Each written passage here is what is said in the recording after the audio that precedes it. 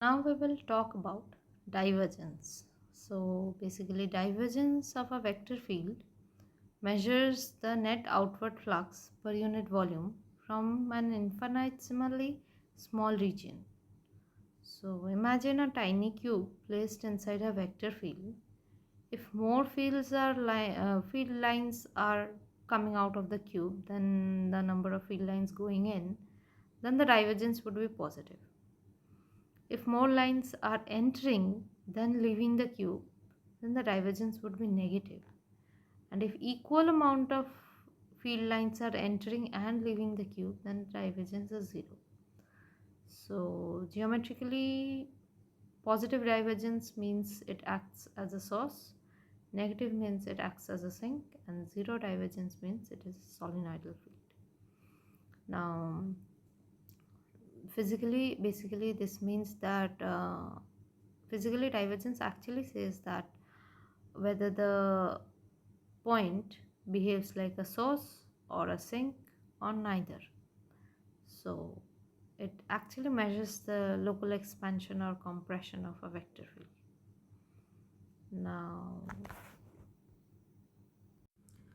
Now consider there's a hole in the pipe. Consider this is the pipe and there's a hole here.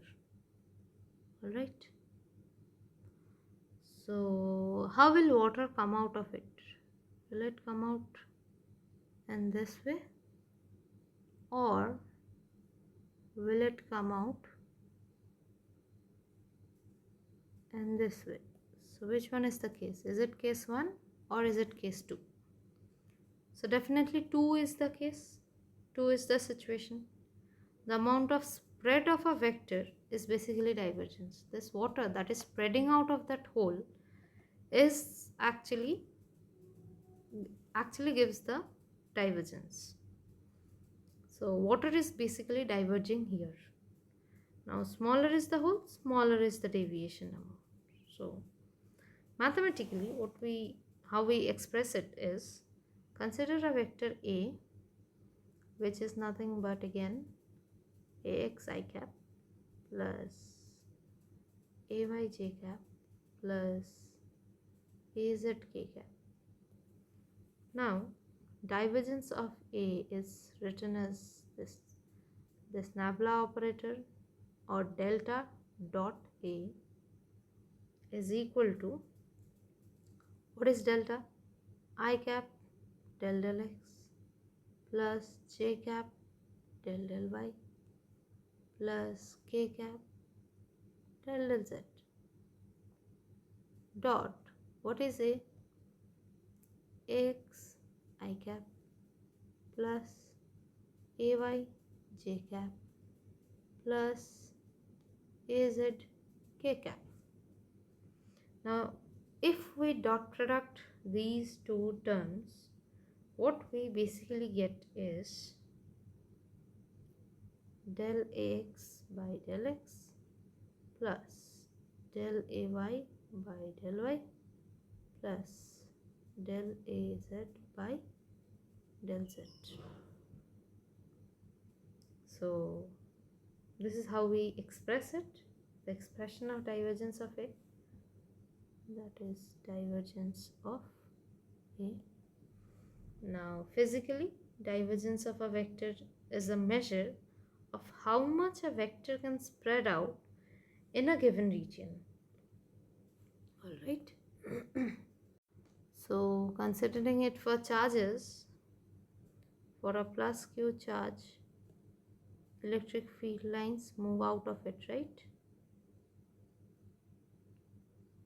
So in this case, the divergence,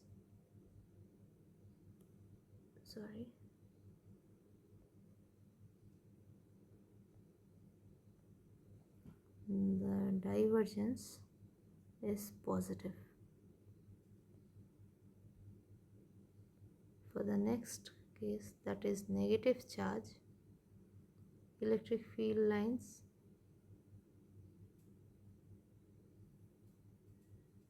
will enter into the charge, right?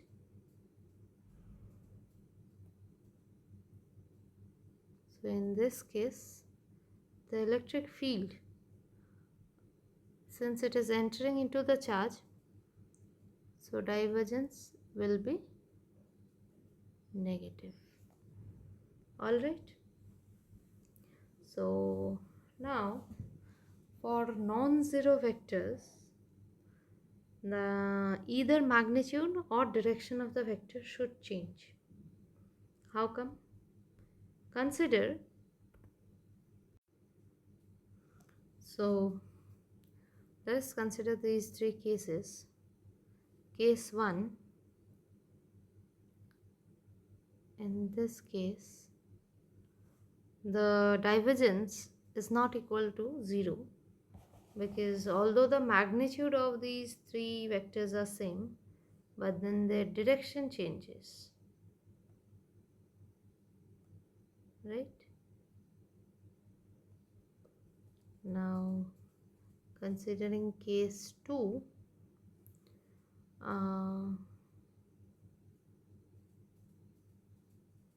consider these three vectors, their divergence is also not is equal to 0. That's because their direction, I've drawn it a little wrong actually. There should be straight lines. So although their direction is same, but then their magnitude is different. So magnitude is changing from a bigger one to a smaller one. Now consider case 3, where all these 1, 2 and 3, all these vectors have same direction and same magnitude, and hence in this case divergence is 0, because neither the magnitude is changing nor the direction is changing. So in this case the divergence has to be 0. Now for solenoidal vectors, we know that solenoid means divergence of that vector should be equal to 0. So from vector identity we also know that divergence of curl of anything is equal to 0. So basically B, which was a vector, can be represented or can be written as curl of A, where A is the vector potential.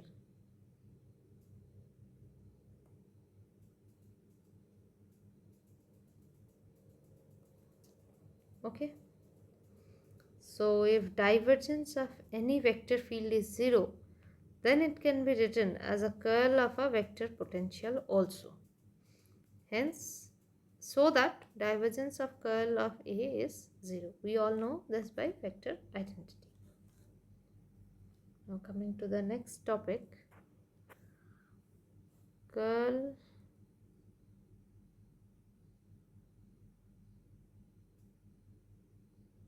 is our next topic. So curl, what does curl basically tell us about? It tells us about how much a vector field rotates about a point or an axis.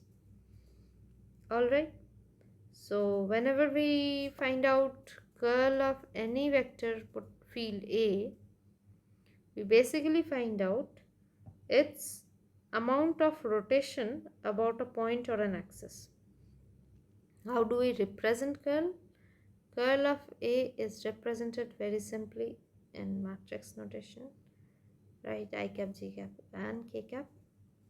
Now for del there comes del x, del y and del z, and for A comes ax, ay, az, and then simply solve it. There's nothing in it, so solving will give us I cap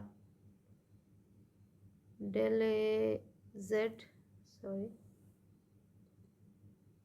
del a z by del y minus del a y by del z plus j cap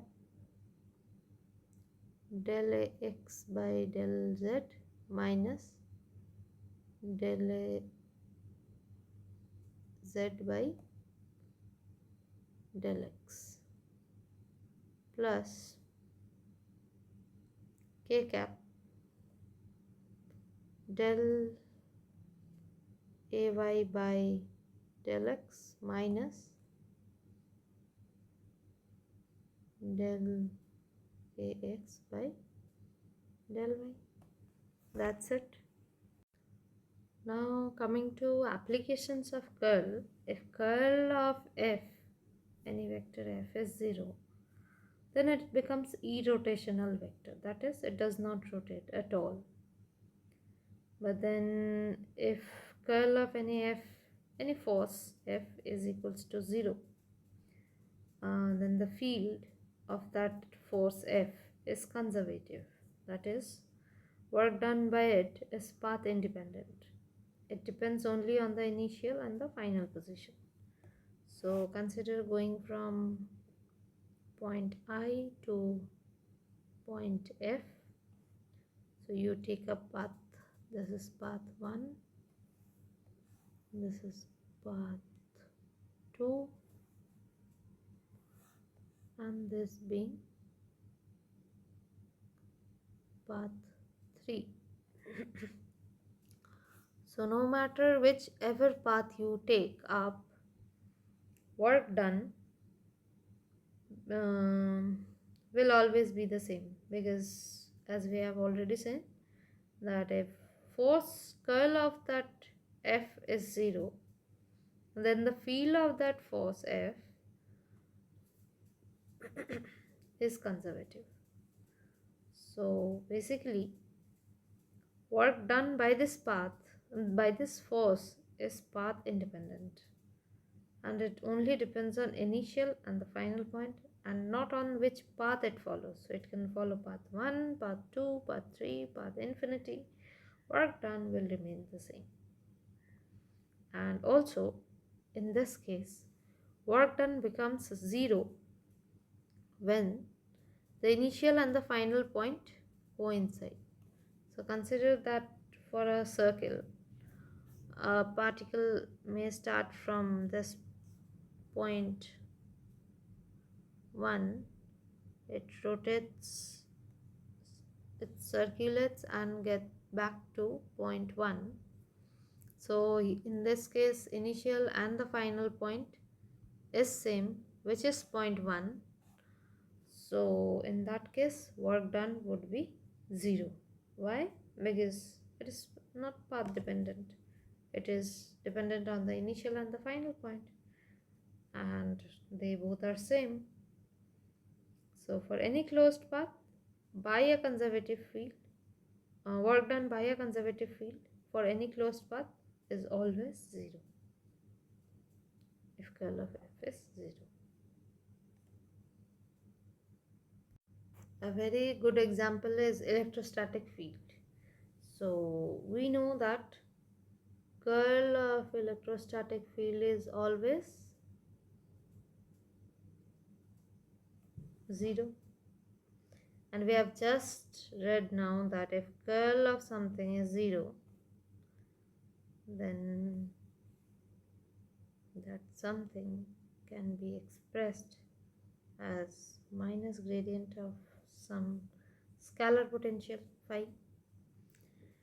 So phi being the potential, E being the electric field, we can say that electric field or electrostatic field is conservative field, and any and every central field is also a conservative field.